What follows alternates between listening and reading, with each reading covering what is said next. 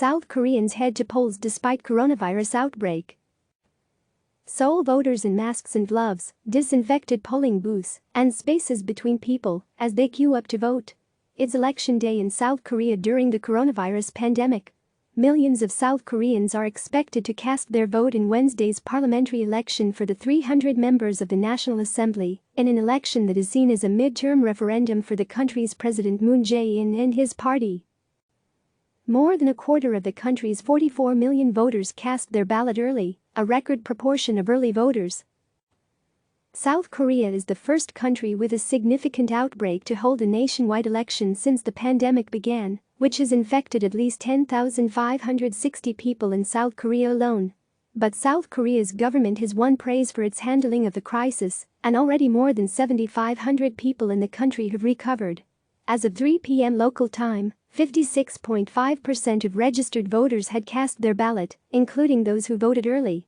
That's 10 percentage points higher than the proportion who had voted at same time in the last parliamentary election in 2016. At the last parliamentary election, the final turnout was 58%. It's possible that this year's turnout could exceed that, despite the difficult circumstances.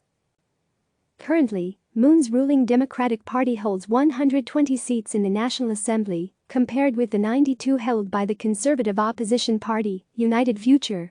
Over the past few weeks, Moon's coronavirus response has boosted his approval rating, according to Gallup Korea surveys, and Moon will be hoping that helps his party's chances at this election. Full results are expected to be announced Thursday morning local time. At Seoul's Samseundong polling station, stickers on the ground outside indicated where voters should stand so that they are spaced at least 1 meter, 3 feet, apart from one another as they queue up to cast their ballot. At the door, voters are handed masks and gloves, and a polling station officer takes their temperature. Anyone with a temperature of more than 37.5 degrees Celsius, 99.5 degrees Fahrenheit, is required to vote in a special booth, while all polling booths are regularly disinfected. As voters leave the station, they can discard their gloves in a box. There are also special precautions for those who are sick with coronavirus or quarantined at home. Voting booths have been set up at government-run isolation centers. Initially, those under self-quarantine were unable to vote, but the authorities have introduced provisions, meaning they will be allowed to leave their house to vote after polling booths close to the public at 6 p.m. on Wednesday. Experts warn that voting during a pandemic may result in a lower turnout, as voters may be too concerned for their health to head to the polls. But voters CNN talked to ahead of the election were supportive of the decision to go ahead, and some said the pandemic made voting even more important. While election campaigns in the country are often festive, featuring K-pop-style dance troupes, this election season has been more sedate.